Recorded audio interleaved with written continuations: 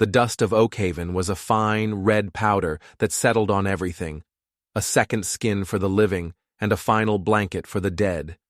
It coated the raw lumber of the gallows, the tallest thing in town, a skeletal finger pointing at a sky bleached white by the sun. It settled on the shoulders of the silent men who watched, their faces grim and patient, and on the bonnets of the women who pretended not to, their gazes fixed on the dry goods store, but their ears tuned to the terrible quiet.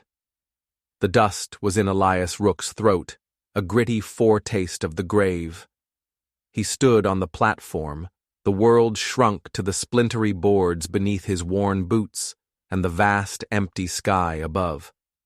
The rope was coarse against his neck, a hangman's knot tied with practiced efficiency.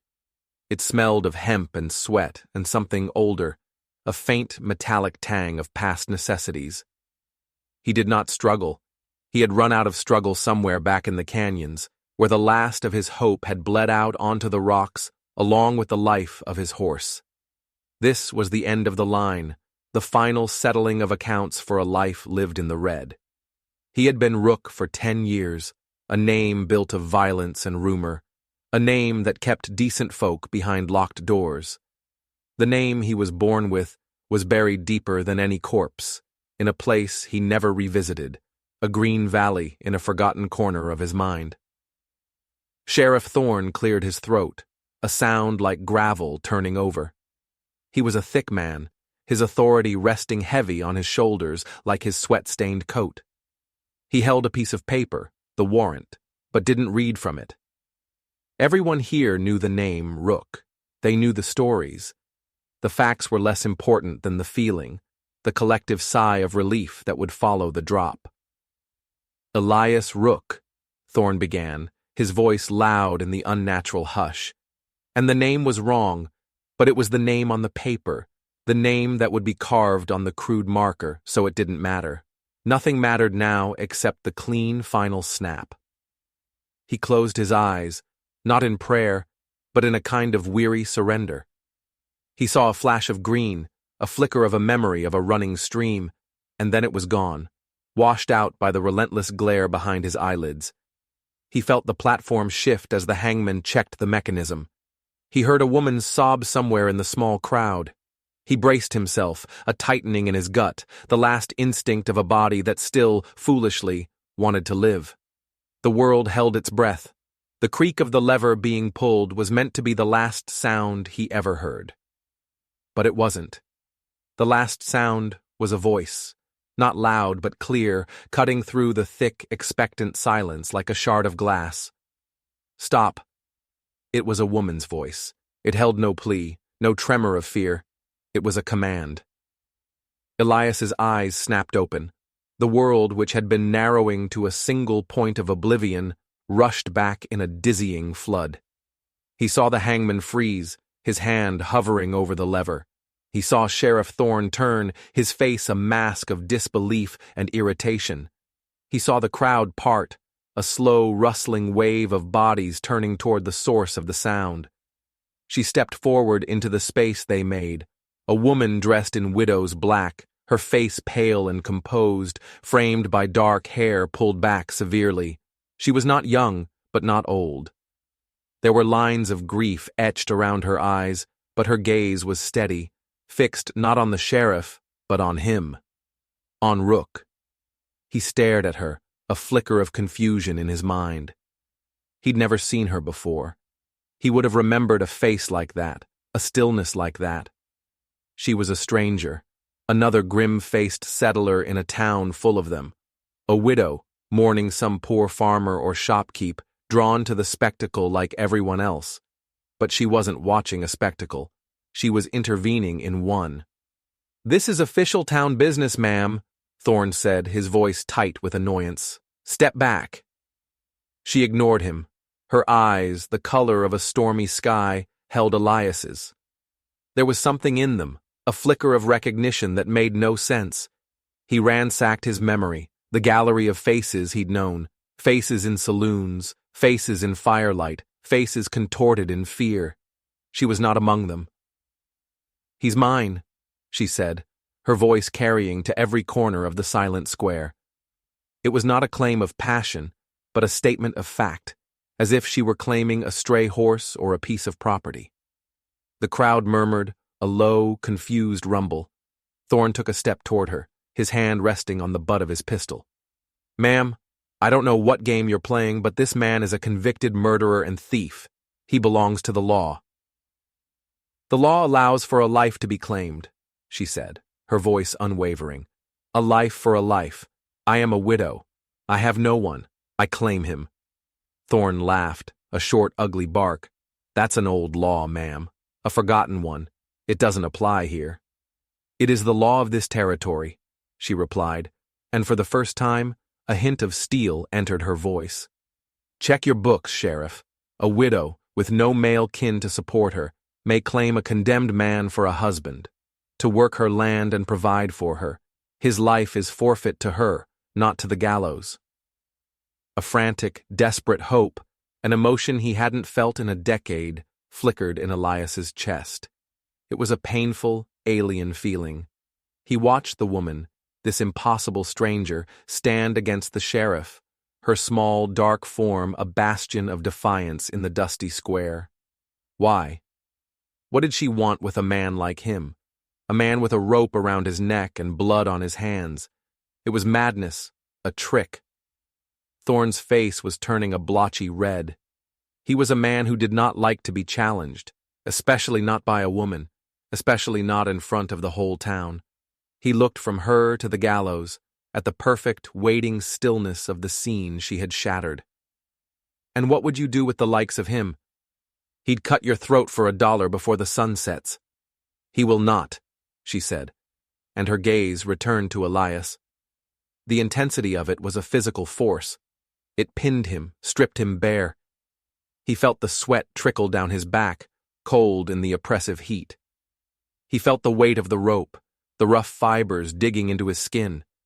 He was an animal in a trap, and she was either a fool or something far more dangerous. And then she spoke again, and the world fell away. Her voice was softer now, but it struck him with more force than any bullet. It was not for the sheriff, not for the crowd. It was for him alone. "Isn't that right?" she said, her eyes holding his. "Isn't that right? Jedediah?" The name. It hit him like a lightning strike. A name he had not heard, not thought, not even allowed to exist in the deepest recesses of his mind for 15 years. Jedediah. The name of a boy who had believed in things. The name of a boy with clean hands and a foolish heart. A ghost. He felt the blood drain from his face. The gallows, the crowd, the sun. It all vanished. He was falling, not through the trap door, but back through time. He saw a barn in a thunderstorm, the smell of rain and hay and wet wool. He saw a pair of hands, small and gentle, changing the dressing on a festering wound in his side. He saw a tin cup and the glint of a nail scratching something into the soft metal on the inside curve. He saw a face, younger, framed by the same dark hair, her eyes wide with a mixture of fear and a fierce, stubborn compassion. Mara. Her name was a gasp in his memory. Mara Dovell, the farmer's daughter who had found him half dead in her father's field and hidden him, nursed him, saved him. The girl he had left without a word, slipping away in the dead of night because a man like him brought nothing but trouble and she deserved none of it. He had buried that boy, Jedediah, in the dust of the road that night. He had become Rook, a man made of stone and shadow, a man who could survive, a man who could never go back. And now, here she was, a woman, a widow, standing in the shadow of his gallows, speaking a dead man's name. The strength went out of his legs. The rope, which had been a simple instrument of death, now felt like a searing brand of his own failure. He stared at her, this ghost from a life he had murdered, and for the first time in 10 years, the man known as Rook felt a terror that had nothing to do with dying. It was the terror of being seen, of being known. Sheriff Thorne was sputtering, his authority crumbling before his eyes. "What did you call him?" Mara did not look at him. Her entire being was focused on the man on the platform. She saw the shock in his eyes, the flicker of recognition that was like a candle being lit in a tomb. She saw the hard mask of Rook crack, and underneath it, the haunted face of the boy she had known. "I called him by his name," she said quietly. She took another step forward, her hand reaching out, not to him, but toward the rope, as if to ward it off. Her hands were shaking now, the first sign of the immense cost of her courage. "He is Jedediah Kane, and he is my husband." The lie was as loud as a gunshot in the silent square. It hung in the air, audacious and absolute. Elias, Jedediah, could only stare, his mind reeling. Husband. She had bound herself to him with a word, a lie spoken in the face of death. The hangman looked at the sheriff, lost. The crowd was a sea of stunned, upturned faces. The sun beat down, indifferent. Thorne, finally finding his footing, pointed a trembling finger at him. "This man is Rook. He confessed to it." "He confessed to a name he was given," Mara said, her voice growing stronger again, fueled by some deep, unyielding well of certainty. "I am telling you the name he was born with. The name of the man I married 5 years ago before he was lost to me. The law is the law, Sheriff. You honor it, or Oakhaven has no law at all." She had him. She had him pinned with his own badge. Thorne's face was a storm of fury and impotence. He looked at the gallows, then at the woman, then at the silent, waiting man in the noose. To hang a man claimed by a widow, especially on such a public stage, was to spit on a tradition older than the town itself. It would make him look weak, not strong. A bully, not a lawman. His jaw worked, grinding his teeth. "Cut him down," he finally snarled, the words tasting like ash in his mouth. He turned his back on the scene as if he could no longer bear to watch it. "But he's your responsibility, Mrs. Dovell. His blood is on your hands now, you and your husband." 2 men, deputies, moved reluctantly toward the platform. One of them, a young man with frightened eyes, climbed the steps with a knife in his hand. He wouldn't meet Elias's gaze. He reached up and sawed at the thick rope. The fibers parted with a dry, rasping sound. The tension released, and the noose fell away from his neck, leaving a raw, red burn on his skin. He felt dizzy, the blood rushing back to his head. He stumbled, his legs refusing to hold him. Before he could fall, Mara was there. She had climbed the steps herself, moving with a swift, silent grace. She put her arm around him, her small frame surprisingly strong. He could feel the warmth of her body through his thin, sweat-soaked shirt. He could smell the scent of lye soap and something else, something like dried flowers and grief. He leaned on her, the infamous outlaw Rook leaning on a widow in a dusty black dress, his life hanging not by a rope, but by a thread of her making. Her hand came up and touched the raw mark on his neck. Her fingers were trembling, but her touch was impossibly gentle. It was the same touch he remembered from that barn, a touch that knew how to heal. "Jedediah," she whispered, her voice for him alone, a desperate, tender sound in the wreckage of the day. "It's all right, I have you." He looked down at her, at the familiar stranger who had just bought his life with a lie. He saw the strength in her jaw and the terror in her eyes. He saw the woman she had become while he was becoming a monster. And in the vast, echoing silence of his soul, he felt the ghost of the boy she had named begin to stir, wondering what in God's name he was supposed to do now. He was alive, he was free, and he was utterly, terrifyingly, in her debt. A debt that felt heavier than any chain, more binding than any noose. She led him down the steps of the gallows, away from the stunned silence of the town, her grip on his arm the only thing keeping him upright, the only thing keeping him from dissolving into the dust. The blood from the rope that wasn't used had soaked into the splintered wood of the platform, a dark stain marking the place where one life had ended and another, impossibly, had begun. Her home was at the edge of town, a small, whitewashed adobe that seemed to shrink from the rest of Oakhaven. It was the last house on a street that dwindled into a dusty track, its back turned to the saloons and the gallows, its face toward the open, unforgiving plains. A single rusted horseshoe was nailed upside down above the door, spilling its luck onto the ground. It was a house that had given up on fortune. Inside, it was sparse and clean, the air still and cool. A simple wooden table, 2 chairs, a narrow bed covered with a patchwork quilt, a cold hearth. It was a space hollowed out by loss. It smelled of her, that scent of soap and dried herbs, and it felt like a sanctuary and a prison all at once. She let go of his arm the moment the door was closed and barred. The connection was broken, and he felt adrift. He stood in the middle of the small room, a large, awkward shape, his hands hanging uselessly at his sides. The raw circle on his neck burned. He was acutely aware of his own filth, the grime of the trail and the jail cell, the stink of fear. He did not belong in this clean, quiet place.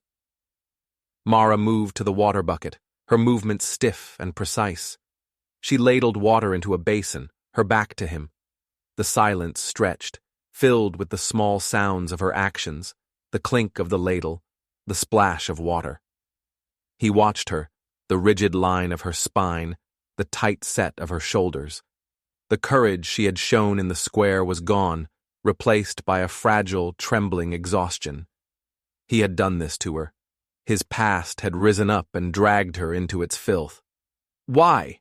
he finally asked, his voice a rough croak. It was the only word he could find.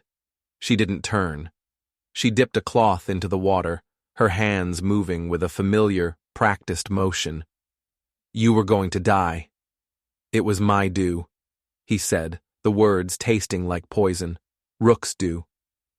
"I don't know anyone named Rook," she said, her voice flat.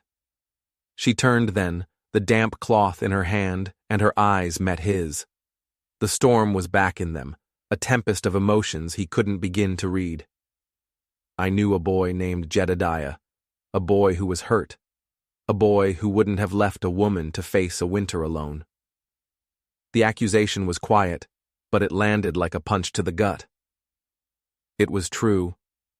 Her father had died that winter, the winter after he had vanished. He'd heard the news a year later, a scrap of gossip in a town 100 miles away. He had told himself it had nothing to do with him, but he knew. The old man had been frail, and the work of the farm had been too much. He had left her to face it alone. "I was trouble," he said, the old excuse sounding hollow even to his own ears. "I would have brought you nothing but grief." "You brought it anyway," she said, and took a step toward him. "You just weren't here to see it."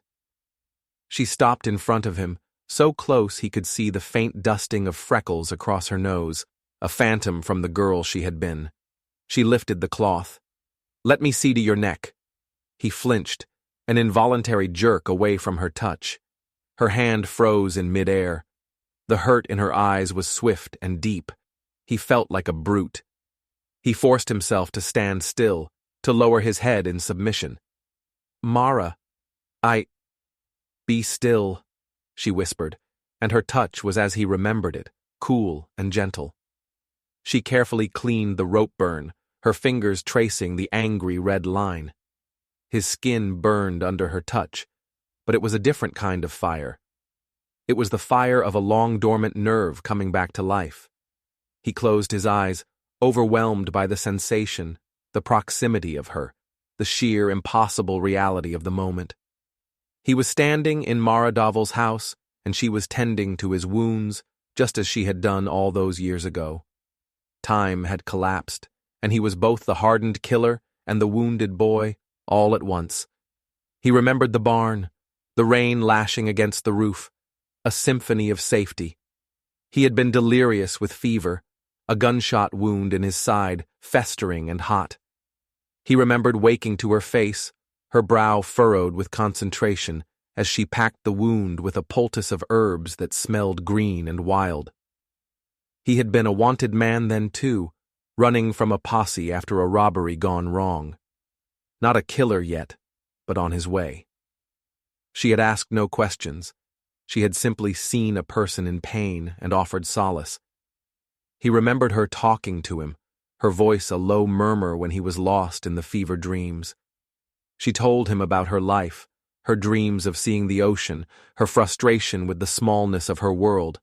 And he, in his delirium, had told her things he had never told another living soul. He told her his name, his real name. He told her about the green valley where he was born, about his mother who taught him the names of the stars. He had given her the pieces of himself he thought he had lost forever.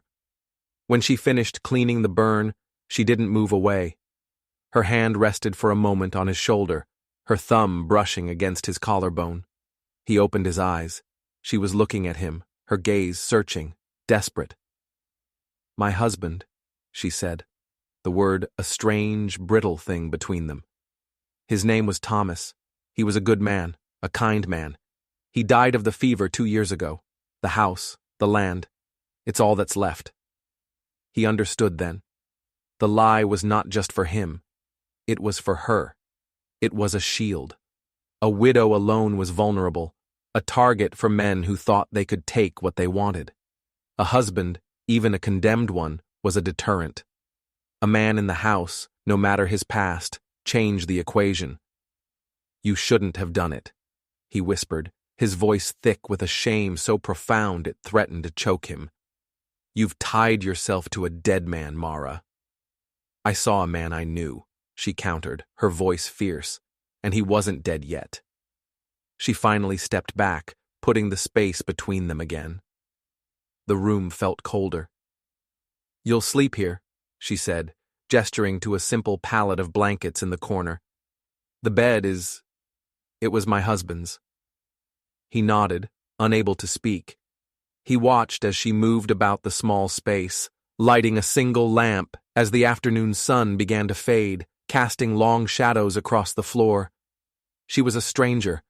The girl he knew was gone, buried under years of hardship and grief. And yet, the way she moved, the determined set of her jaw, the deep well of compassion she had drawn from to save him. That was Mara. The core of her was unchanged. It was he who was the stranger, an imposter in his own skin, wearing a dead boy's name. He sank down onto the pallet, his body screaming with exhaustion. He watched her prepare a simple meal of bread and beans, her movements economical and graceful. She ate at the table, her back to him. He did not eat. He could not. The food would have turned to ash in his mouth. Later, as darkness consumed the small house, she spoke from the bed, her voice a disembodied sound in the black. "Thorn will be watching. His pride is wounded. He will look for any reason to undo this. You cannot be Rook. You cannot be the man they were going to hang. You must be Jedediah Kane, my husband, returned from a long journey." "I don't know if I remember how," he said, the admission costing him what little pride he had left. There was a long silence. He could hear her breathing, a soft, steady rhythm in the dark. "You will," she said, and her voice was no longer fierce, no longer sad. It was something else. It was a promise. "I will help you remember." He lay on the hard floor, the scent of her clean house filling his lungs, and stared into the darkness. He remembered the tin cup. He had left it behind in the barn when he fled, a stupid, sentimental thing. On the inside, where no one else would see, she had scratched his name with a nail, Jedediah, a secret between them, a proof of his existence. He wondered if she still had it. He wondered if she had looked at it over the years and remembered the wounded boy, or if she had thrown it away, discarding the memory of the man who had abandoned her. He was not in a jail cell, but he had never felt less free. He was bound to her by a debt he could never repay, by a past he could not outrun, and by a name he was no longer worthy of. Sleep did not come. He lay awake, listening to the breathing of the woman who had called him back from the dead, and for the first time, he was afraid of the morning. The morning meant he would have to try to be the man she remembered, a man he had spent 15 years trying to kill. The days that followed were a kind of purgatory. He existed in the small space of her home, a ghost at the edge of her life. He chopped wood, his movements stiff and unfamiliar, the axe feeling alien in his hands after years of holding nothing but a gun. He mended the fence around her small, dusty plot of land, his fingers clumsy with the wire. He hauled water from the well until his back ached and his hands were raw. He worked from sunup to sundown, pouring all his confusion and his shame into the physical labor. It was a penance. He was trying to build a new reality with his hands, one where he was Jedediah Cain, the quiet husband, and not Rook, the waiting predator. Mara kept her distance. They moved around each other in the small house with a careful, silent choreography. They spoke only when necessary, their words clipped and functional. The wood is stacked. The bucket is full. Supper is ready. But he felt her eyes on him constantly. He would be splitting logs and feel a prickling on his neck, and he would turn to see her standing in the doorway, watching him, her expression unreadable. He felt like a specimen under glass, a wild thing being studied to see if it could be tamed. The town watched, too. When he had to go to the mercantile for flour and salt, the whispers followed him like flies. The men on the boardwalk would stop talking when he approached, their eyes hard and suspicious. The women would pull their children closer. He was a walking ghost story, the man who cheated the gallows. He kept his head down, his gaze fixed on the ground, the name Rook branded on him more surely than the rope burn on his neck. Sheriff Thorne made a point of standing outside his office whenever Elias was in town, his arms crossed, his face a thundercloud of resentment. He was waiting for the outlaw to show his true colors. One evening, after a long day of clearing stones from a field that seemed to grow more rocks than weeds, he came back to the house, exhausted and covered in dust. Mara was at the table, a small wooden box open before her. In the lamplight, he could see it was filled with letters, tied in faded ribbon, and a few small, precious objects. She was holding something in her hand, turning it over and over. As he stepped closer, he saw what it was. The tin cup. His breath caught in his throat. She had kept it. After all these years, after everything, she had kept it. He stood frozen in the doorway, watching as her thumb traced the inside of the cup, right over the place where his name was scratched. It was the most intimate gesture he had ever witnessed. She looked up, startled, as if she had only just sensed his presence. Her face was flushed, her eyes bright with unshed tears. She quickly put the cup back in the box and closed the lid, but it was too late. He had seen it. He had seen the proof. "I'm sorry," he said, his voice hoarse. "I didn't mean to." "It's nothing," she said, her voice tight. She stood and moved to the hearth, busying herself with the fire, her back to him. He didn't move. The image of her with the cup was burned into his mind. It was a crack in the wall she had built between them, a glimpse of the girl who had waited, who had remembered. "Mara," he said, his voice low. "Why me? Any man would have done. Any man would have been better. Why risk everything for me?" She was silent for a long time, her shoulders rigid. When she finally spoke, her voice was thick with an emotion she could no longer contain. "Because you were the only one who was ever honest with me." He stared at her back, confused.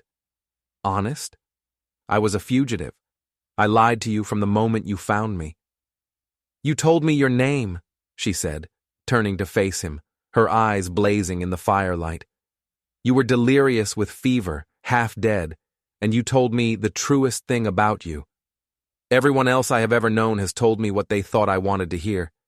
My father told me I was happy on the farm, Thomas, my husband, he told me he was strong, right up until the day he died. The men in this town, they tell me I am a respectable widow who needs their protection, when all they mean is that I am a woman alone with property they covet. But you gave me your name, a secret, a truth. You trusted me with it. Her words stripped him bare. He had thought of his confession in the barn as a moment of weakness, a fever-induced mistake. But to her, it had been a gift, a bond. And then you left, she whispered, the fire in her eyes softening into a deep, aching hurt. You left, and I thought I had imagined it, that the boy in the barn was just a dream. And then I heard the stories about a man named Rook, a man with no past, no name, no mercy, and I prayed he wasn't you. He had no defense. Nothing he could say could bridge the chasm of those 15 years. He had left to protect her, but in doing so, he had wounded her more deeply than any bullet. He had made her doubt her own memory, her own judgment. When I saw you on that platform, she continued, her voice dropping to a near whisper, I saw the ghost of that boy. And I knew Rook was a lie, a mask, and I could not let them kill the only honest man I had ever known. He took a step toward her, then another, until he was standing before her. He reached out, his hand hesitating in the air between them, afraid to touch her, afraid of his own roughness. Mara, he said, his voice breaking. That boy is dead. He died on the road a long time ago. The man who is left, he's not worth what you've risked. Then let me be the judge of that, she said, and she closed the distance between them, taking his calloused, dirty hand in both of her own. Her skin was warm, her grip surprisingly firm. She looked down at their joined hands, then back up at his face. Jedediah Kane was not a killer. He was a boy who made mistakes. He was a boy who was running. I don't believe that boy is dead. I believe he is just lost. And maybe he just needs someone to help him find his way home.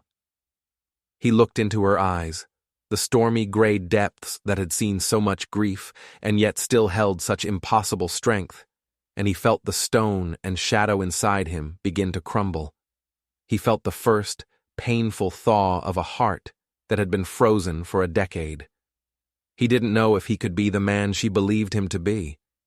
He didn't know if redemption was possible for a soul as stained as his. But as he stood there, his hand in hers, the warmth of her touch seeping into his very bones, he knew one thing with a terrifying certainty.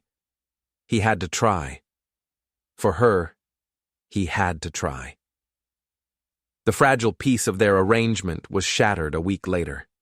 It came in the form of 3 riders, their horses kicking up a cloud of dust that announced their arrival long before they reached the house. Elias was repairing the roof of the small shed, the rhythmic tap of his hammer a counterpoint to the silence of the plains. He saw them coming, and a cold, familiar dread settled in his gut. These were not Thorne's men. They were hard-faced and lean, their clothes coated in the dust of a long trail, their eyes constantly moving, scanning, assessing. They rode with the easy arrogance of men who took what they wanted. They were his people, Rook's people. He dropped the hammer and slid down from the roof, landing silently on the ground just as Mara came out of the house, her face pale. She had seen them too. He moved to stand in front of her, a reflexive, protective gesture. The men reined in their horses a few yards from the house, their leader, a man with a jagged scar down his left cheek, smiling a humorless smile.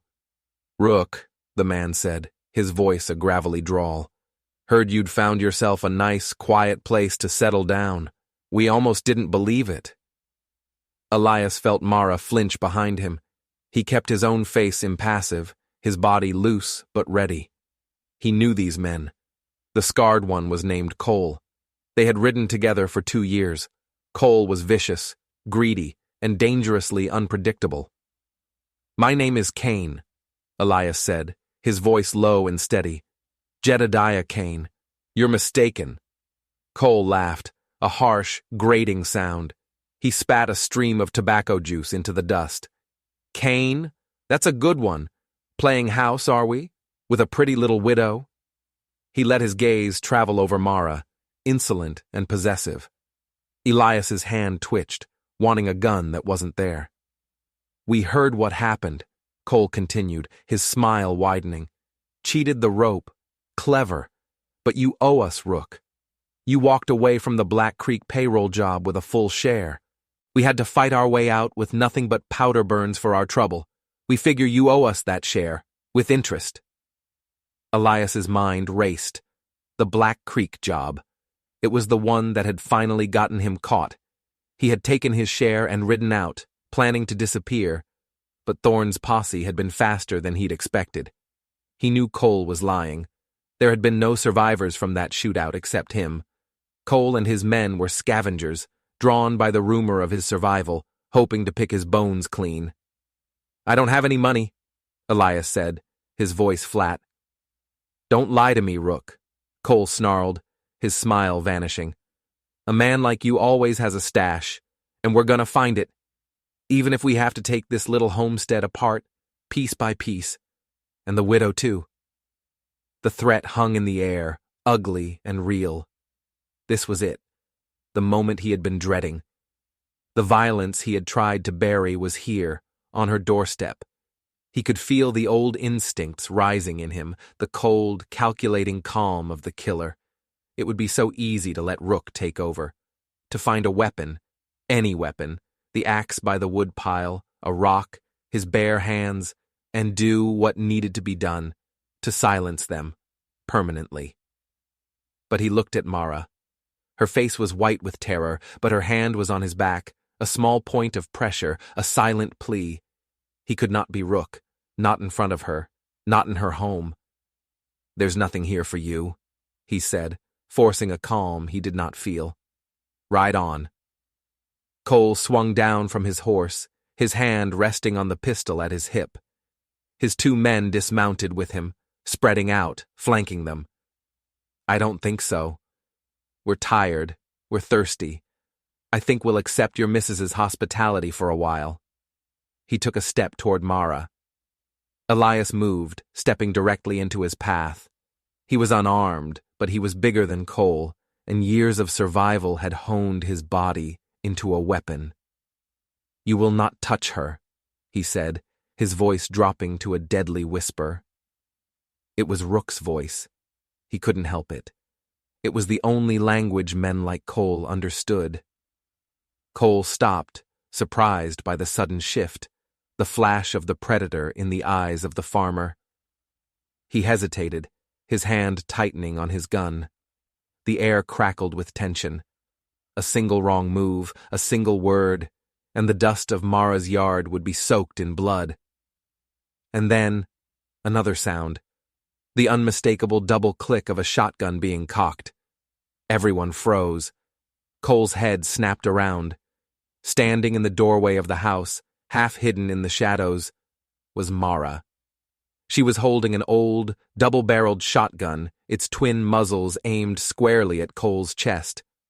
Her hands were shaking violently, but her jaw was set, her eyes blazing with a cold fire he had never seen before. I believe the man said to ride on, she said, her voice trembling but clear. This is my property, and you are not welcome here. Cole stared at her, his mouth agape. He looked from her to Elias, a slow, dawning comprehension on his scarred face.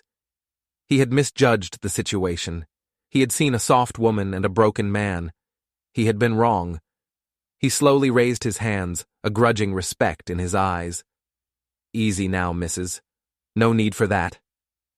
Get on your horses, Mara commanded, her voice gaining strength, and get off my land. If you ever show your faces here again, I will not hesitate. I swear it before God.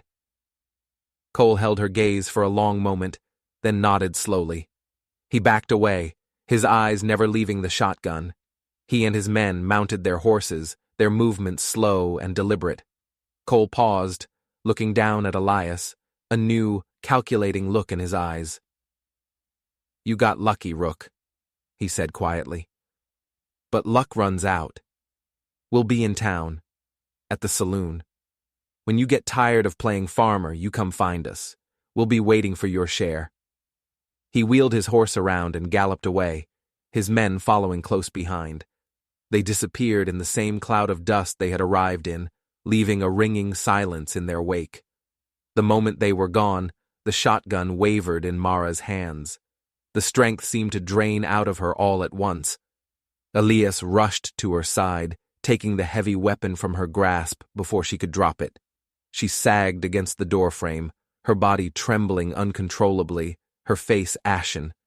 He leaned the shotgun against the wall and put his arms around her, pulling her close. She buried her face in his chest, her body shaking with reaction. He held her tightly, his own heart pounding against his ribs. He could feel her terror, her courage, and the terrible price it had cost her. "It's all right," he murmured into her hair, his voice rough with emotion. "They're gone. You're safe." She didn't answer, just clung to him, her hands clutching the fabric of his shirt. He stood there for a long time, holding her, the setting sun casting their long shadow across the yard. He had tried to protect her by burying his past, but it had found them anyway, and in the end, it was she who had protected him. She had stood against the violence with a courage he didn't know she possessed, a courage born of desperation and love for the home she had built, the life she had claimed. But he knew Cole. He knew men like him. They would not leave. They would be in town, a constant festering threat. They would wait, and they would watch, and sooner or later, they would come for him, and they would use her to do it. He held her, feeling the fragile life in his arms, and a cold, hard certainty settled in his soul. He could not stay here. He could not be Jedediah Kane. As long as he was here, he was a danger to her. Rook's past was a shadow that would inevitably fall over her, and it would destroy her. He had a choice. The one he had been dreading. He could run. He could slip away in the night, just as he had done 15 years ago. He could become a ghost again, let Rook die in the rumors and whispers, and leave her to the peace she deserved. Or he could stay. He could face Cole. He could walk into that saloon and confront his past head-on. He could pick up a gun and become the man he despised in order to protect the one person who believed he was better. To run was to save himself. To stay was to risk everything, his life, his soul, the fragile hope of redemption she had offered him. It was to risk becoming Rook again, forever. He looked down at the top of her head, at the dark hair threaded with silver, and he knew. He knew what he had to do. The thought of leaving her again, of abandoning her to face the fallout of his life, was more terrifying than any gallows, more painful than any bullet. He had run from Imelf once before, and it had cost them both everything. He would not do it again. That night, he made his choice. He would not run. He would go into town. He would face Cole. He would end it. For her. He would walk back into the fire, not to save himself, but to protect the sanctuary she had built. He would risk the hanging, risk becoming the monster, to give the good man she remembered a chance to exist, even if only in her memory. He waited until she was asleep, her breathing deep and even in the darkness. He moved silently through the small house, his heart a heavy, leaden weight in his chest. He took the shotgun she had used, checking the load. He found a handful of extra shells in the box on the mantelpiece and slipped them into his pocket. He stood by the door, the cool metal of the gun a familiar, terrible comfort in his hands. He looked back at the bed, at her form under the quilt. In the faint moonlight filtering through the window, he could see the tin cup on the table beside her bed, where she had left it. A silent testament. A prayer. He thought of the name scratched inside it. Jedediah. A good man. An honest man. A man who protected what he loved. He slipped out the door and into the cold night air, pulling the door quietly shut behind him. The town of Oakhaven was a scatter of faint lights in the distance, a den of wolves. He started walking toward it, the shotgun held low at his side. He was not Rook, the outlaw seeking fortune. He was not Jedediah, the farmer seeking peace. He was something in between, a man walking toward a reckoning, armed with a widow's courage and a ghost's name. He didn't know if he was walking toward his death or his salvation. He only knew he could not run anymore. The road away from her was a road to nowhere. The path back to her, even if it led through hell, was the only one worth taking. The saloon was a pool of yellow light and raucous noise in the dark, sleeping town. He could hear the tinny piano and the loud, drunken laughter from 100 yards away. He paused in the shadows across the street, watching the doorway. He saw Sheriff Thorne step out, look around, and then walk unsteadily down the street toward his office. Good. Thorne was out of the way. This had to be between him and Cole, not the law. This was older than the law. He took a deep breath, the night air cool in his lungs. He felt a strange calm settle over him. The fear was gone, replaced by a single, sharp point of focus. He was no longer fighting himself. He had made his choice. He walked across the dusty street, his boots making no sound, and pushed through the swinging doors of the saloon. The noise died instantly. The piano player's hands froze over the keys. Men lowered their glasses, their conversations cut short. Every eye in the room turned to him. He stood in the doorway, the shotgun held loosely in his right hand, its barrel pointed at the floor. He scanned the room. Cole and his 2 men were at a table in the back, a bottle of whiskey between them. Cole looked up, and a slow, triumphant smile spread across his scarred face. He had been waiting. "Well, well," Cole said, his voice carrying in the sudden silence. "Look what the cat dragged in. Tired of playing with the chickens, Rook?" Elias ignored him. He walked slowly toward the bar, his gaze fixed on the bartender, a nervous, sweating man who looked like he was about to bolt. "Whiskey," Elias said, his voice quiet but clear. The bartender fumbled with a glass and a bottle, his hands shaking. He poured a shot and pushed it across the bar. Elias didn't touch it. He turned his back to the bar, leaning against it, so he could see the whole room. He was facing Cole. "I came to finish our business," Elias said. Cole laughed. "I knew you'd see reason. Your share, Rook. Put it on the table." "I told you," Elias said, his voice dangerously soft. "There is no share. The money's gone. All of it." Cole's smile faded. He leaned forward, his eyes narrowing. "Then you came here to die." "I came here to give you a choice," Elias said. "You and your men. You ride out of Oakhaven tonight. You don't come back. You forget my name. You forget her name. You forget this town ever existed. You do that, and you live." The sheer audacity of the offer stunned the room. A murmur went through the crowd of onlookers. Cole stared at him, then threw his head back and roared with laughter. His 2 men joined in, their laughter harsh and mocking. "You? You're going to kill the 3 of us, with that old scattergun?" Cole said, wiping a tear of mirth from his eye. "You've gone soft, Rook. That woman has made you soft." "This is your only chance, Cole," Elias said, his voice flat, devoid of emotion. "Take it." "I'll take my money from your corpse," Cole snarled, and his hand dropped to his pistol. It was the only move Elias needed. In a single, fluid motion, he brought the shotgun up, cocking both hammers as it rose. He didn't aim for Cole. He aimed for the ornate lantern hanging on a chain from the ceiling, directly above Cole's table. He fired. The blast was deafening in the enclosed space. The room erupted in chaos. The lantern exploded in a shower of glass and burning oil. The table and the 3 men were instantly drenched in flaming liquid. Cole screamed, a high, piercing sound, as his clothes caught fire. His men scrambled back, beating at the flames that engulfed them, their pistols forgotten. Elias didn't hesitate. He dropped the shotgun and in the same motion drew the pistol he had lifted from the sleeping Sheriff Thorne's office on his way into town. He had known the shotgun was a diversion. This was how it had to be done. Up close. Personal. He moved through the screaming, panicked crowd, a phantom of purpose. The first of Cole's men was trying to draw his gun, his face a mask of terror and pain. Elias fired once. The man crumpled to the floor. The second man had managed to put out the flames on his jacket and was fumbling for the door. Elias shot him in the leg. The man went down, howling. And then there was Cole.